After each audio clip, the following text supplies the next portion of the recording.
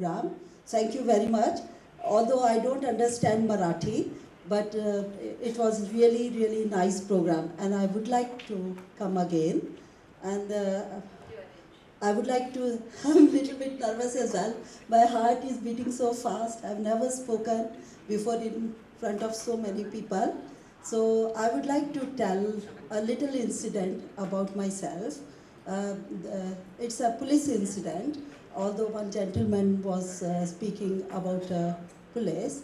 So how the UK government is strict about the law and sort of police. So my husband, like Dr. Ramesh Bora, he works every Tuesday evening from 7 till 12 out of our service. It's after doing the surgery, after 6:30 p.m. So my habit is when he goes to work, I always clean my kitchen cupboards. So one evening after 7 p.m., my children have grown up, like one is a dentist and the other one is doctor, and daughter-in-law is doctor too, a dentist too. So we both live now. So one day after 7 p.m. I was cleaning the cupboard, and like children grown up, and I was so thirsty and wanted a drink, like a can of Coke or a orange juice or something. So I opened the fridge, nothing was there. So I thought, oh, बच्चे घर में नहीं है तो इस घर में कुछ नहीं रहता है. ऐसे करके मैं पेट्रोल पंप पे गई. बगल में ही लेफ्ट में पेट्रोल पंप था. Everybody can understand Hindi? Yeah? So बगल में ही पेट्रोल पंप था. तो मैं वहाँ पे गई, अपनी कार उठा के और कैन ऑफ कोक लिया. तो कैन ऑफ कोक लेके मैंने, बहुत हैवी रेन हो रही थी, और ऐसे करके पिया. तो वो कैमरे में आ गया. मैंने देखा नहीं, पीछे से पुलिस आ गई जूं करती हुई. तो मैंने कहा जा रही होगी किसी के पीछे. तो बड़ी है वो. मैंने फिर, हम लोग वाइट गेट्स लेन में रहते थे, तो वो तो मैंने कहा ले ये तो मेरे पीछे आ रही है. तो मैंने क्या किया, तो मैं बहुत डर गई. तो उसने मुझे स्टॉप कराया. बोली मैडम कैन यू स्टॉप, आगे कार की. तो मैंने बोला रंजना इज्जत का सवाल है, बेटर रास्ते में ही रुक जा, नहीं तो नेबर्स देखेंगे कि पुलिस ने पकड़ा है. तो फिर मैं वहीं स्टॉप हो गई. फिर उन्होंने बोला madam can you come out of your car please. तो मैं निकली अपने कार में से. तो can you sit at the back of my seat, back of my seat in my car.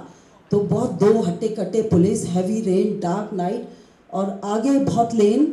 मैं डर गई. तो मैंने एक पैर बाहर रखा, एक पैर अंदर रखा. तो देखा बहुत बड़ा वीडियो, मतलब टीवी था उनके में, और रोड्स दिख रहे थे. तो मैंने कहा ये मेरे पीछे आई कैसे. तो रोड्स दिख रहे थे उसमें. मैंने तो बोला madam is this your car. मैंने कहा यस. तो where do you live. I think just by the corner. So we saw you drinking. मैंने कहा Indian women they never drink. तो but you had a can in your hand. तो फिर मैंने उनको स्टोरी सुनाई कि because I was cleaning the kitchen cupboard and I was so thirsty, didn't find anything, juice or Coke. So I just went to get a can of Coke. So उन्होंने बोला that's okay, sorry about that madam, because it was a spot check.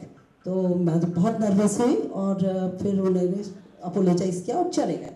फिर उसके बाद मैं घर गई डरती हुई. घर पे आई 12 बजे, मेरे हस्बैंड आए, और then he said so Ranjana what did you do today. मैंने कहा क्या किया. पुलिस पकड़ी. और क्या किया, बाहर गए तो पुलिस ने पकड़ा. क्यों पकड़ी, फिर मैंने उन्हें बताया. सो जस्ट है कि जब मैं यहाँ पे देखती हूँ कि इतना लोग ड्रिंक करके ड्राइव करते हैं, ड्रिंक एंड ड्राइव, तो मैं बोलती पुलिस पकड़ी. बोला नेवर माइंड. तो just this incident I wanted to tell you what happened and which I can never ever forget. Thank you very much. Thank you. मला एक टेक्निकल बोलणार नाही. संचेती नवजीवन नाही, निघून गेला.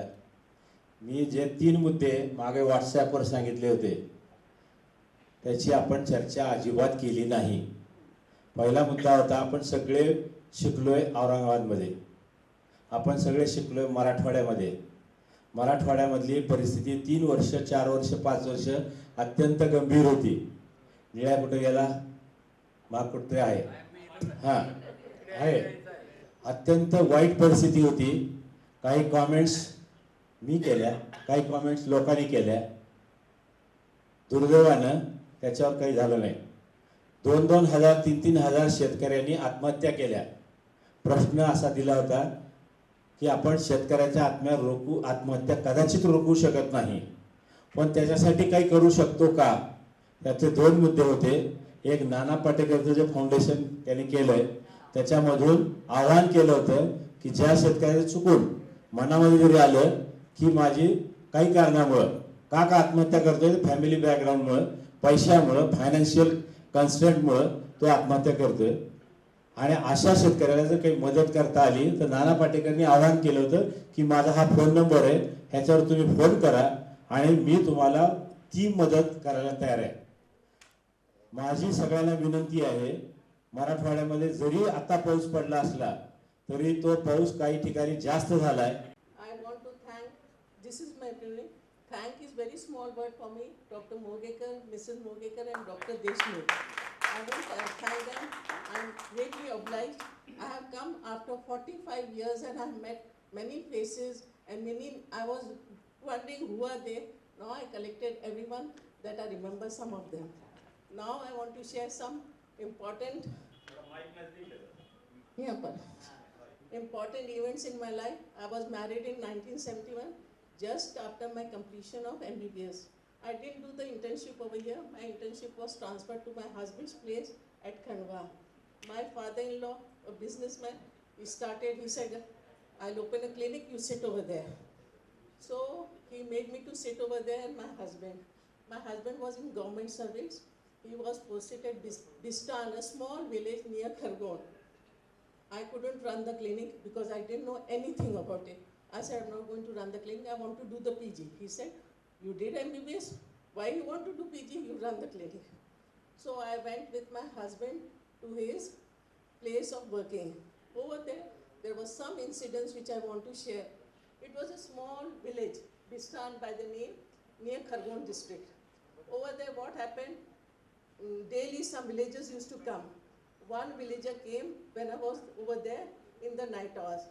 He opened his shawl or his blanket and he showed us his whole intestines were hanging outside. I was so shocked seeing that. I have never seen such that patient. I said, what happened? He said, एक आदमी ने तीर मारा, मेरे तीर लगा, आप C डालो. My husband and me were worried how to sit there because it was our first posting. My husband was there. Now what to do? The compounders and the dressers were very smart. They said, late job. They boiled the instrument in a bhagona. They said, इसमें boil करो. Catgut था उसमें. हम बोले कैसे stitch? Doctor साहब आप फिक्र नहीं करो. मैं इसको दारू पिलाता आप स्टिच करो. He took a big bottle of local deshi dara and he made him swallow it. He swallowed it and he gave a stitch. You stitch it. We stitched it. किसी को नहीं मालूम, मेरे को भी नहीं मालूम, मेरे हस्बैंड को भी नहीं मालूम. He was also MBBS and I was also MBBS. Now what to do? We stitched it. अब बोले बचेगा कि नहीं बचेगा? नहीं, इसको IV रेबरिन लगा देते और 3 दिन अस्पताल में रखते. We gave him that time. Reverin was a broad spectrum tetracycline group 2 75 milligram. I think it used to come. We gave him. He was there in the hospital 5 days, and the patient was all right, and he went home. This was the incident in 1972. I didn't know anything. This was the incident.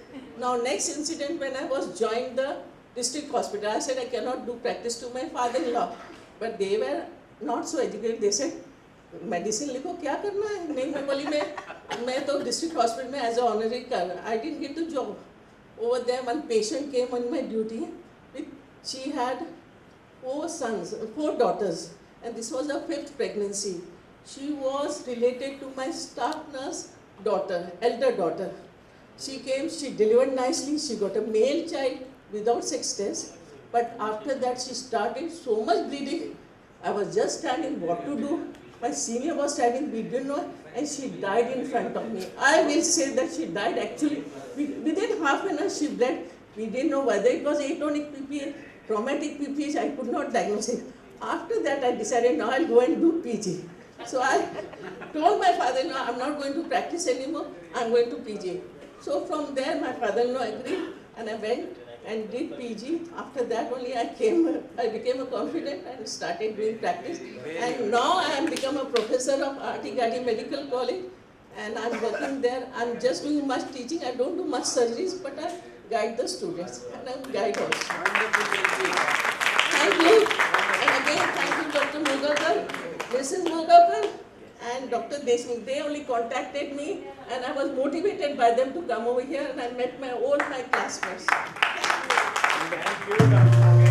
नंतर काय करावं असा प्रश्न होता आणि नेमकं त्याच वेळेस नांदेडच्या डॉक्टरांनी असं ठरवलं आपण एक हॉस्पिटल काढू, ना नफा ना तोटा या बेसिसवर आपण ते हॉस्पिटल चालू. सर्व डॉक्टरांनी इथल्या सिनियर जे डॉक्टर काबदे, खुरसाळे, FRCS, कोणी कार्डिओलॉजिस्ट, कोणी MCH, अशी सगळी डॉक्टर मंडळी जमली आणि त्यांनी एक हॉस्पिटल सुरू केलं, रयत हॉस्पिटल. मी जिथे काम करतो रयतेचं, जनतेसाठी चालवले. मला सांगण्याचा उद्देश आहे की जसं बेळंबींनी सूचना काही केल्या त्याला माझे 100% 100% अनुभव मी देणार आहे. तुम्ही म्हणता तसं मी करेन, पण आम्ही काय करतोय ते सांग आणि असं आपल्याकडनं व्हावं ही माझी अपेक्षा आहे. त्याच्यासाठी मी हे सांगतो. ह्या सगळ्या डॉक्टरांनी एकत्र येऊन एक रयत रुग्णालय सुरू केलं. प्रत्येकानं आपल्या खिशातनं 2-2 लाख दिले आणि एक टोलेजंग हॉटेल विकत घेतलं आणि तिथे आम्ही सर्जरी सुरू केली, सगळे डिपार्टमेंट सुरू केले. बेसिस काय, कन्सल्टिंग फक्त 50 रुपये. तिथे काबदे बघतील, खुरसाळे बघतील, सगळे बघतील, फक्त 50 रुपये. हार्निया, हायड्रोसिल, अपेंडिक्स असे जे छोटे छोटे प्रोसिजर आहेत फक्त 1,500 करायचं. सीझर फक्त 5,000. हिस्टेक्टॉमी फक्त 5,000.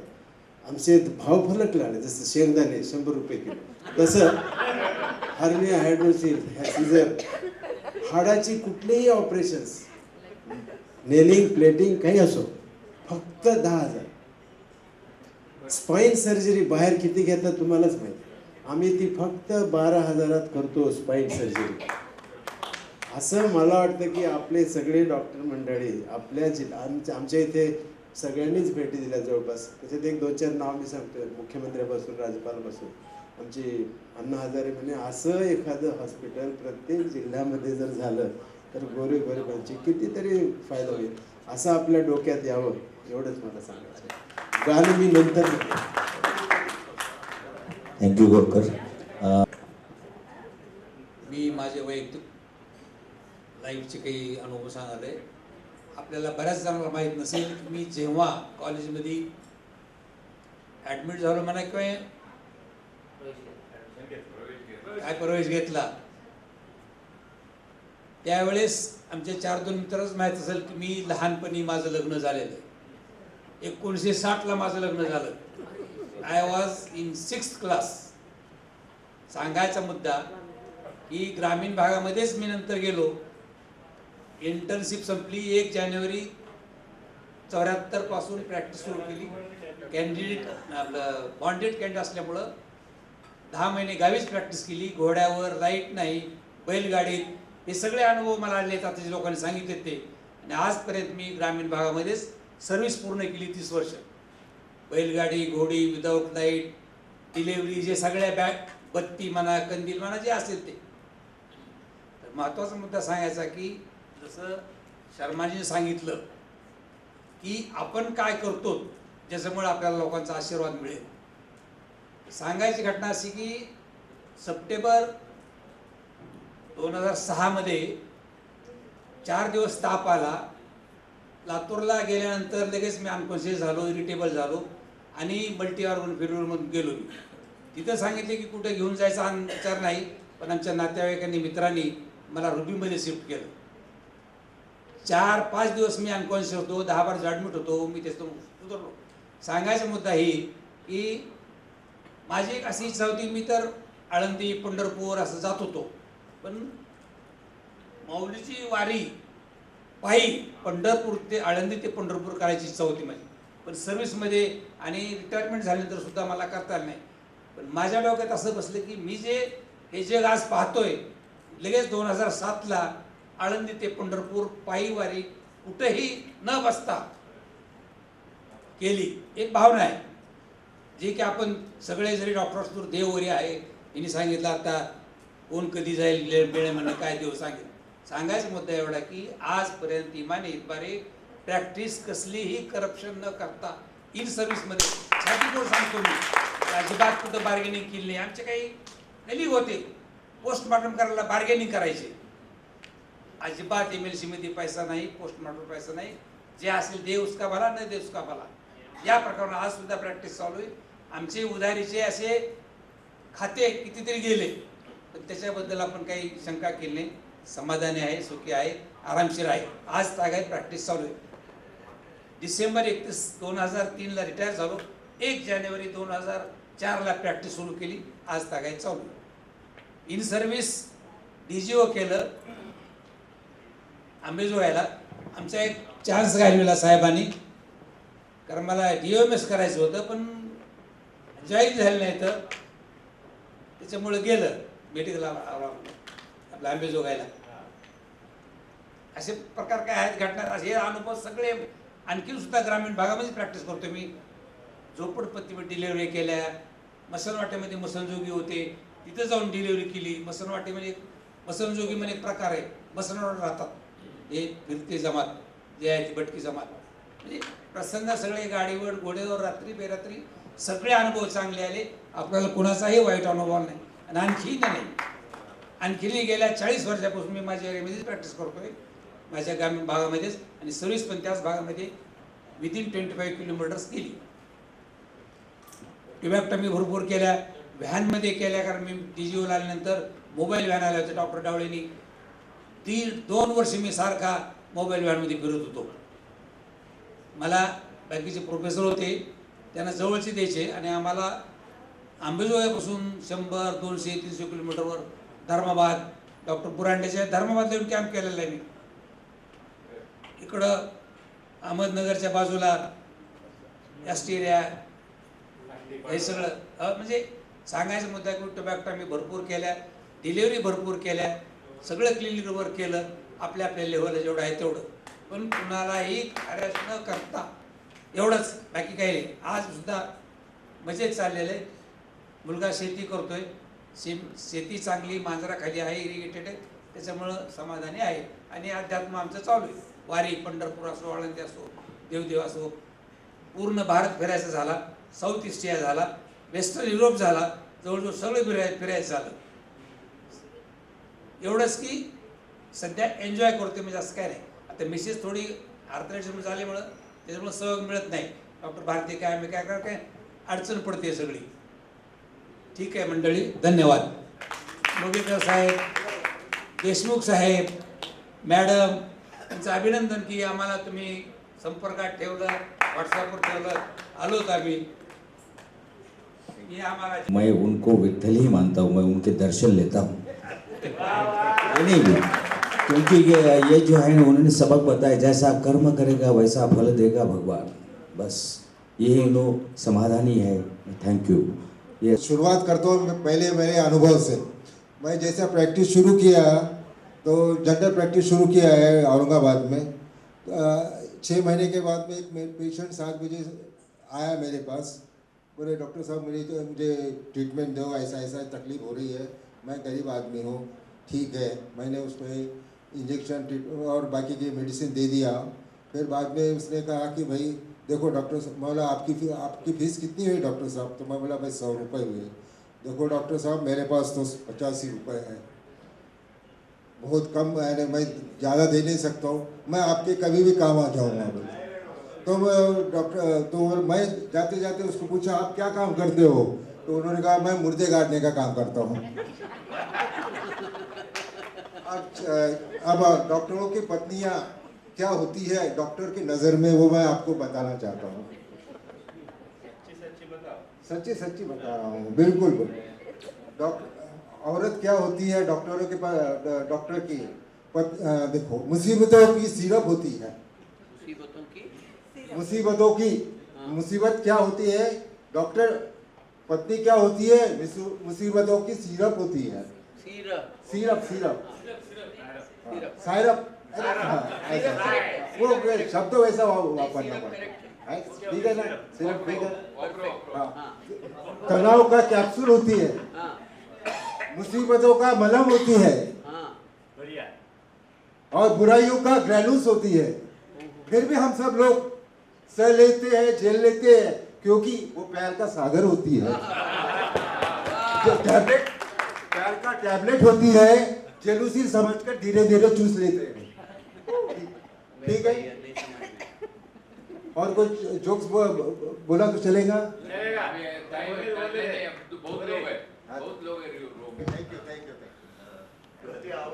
मी पेडियाट्रिशियन, बालरोग तज्ञ, कन्नड येथे 1 वर्ष प्रॅक्टिस केल्यानंतर योगायोगाने मी 40 गावला शिफ्ट झालो.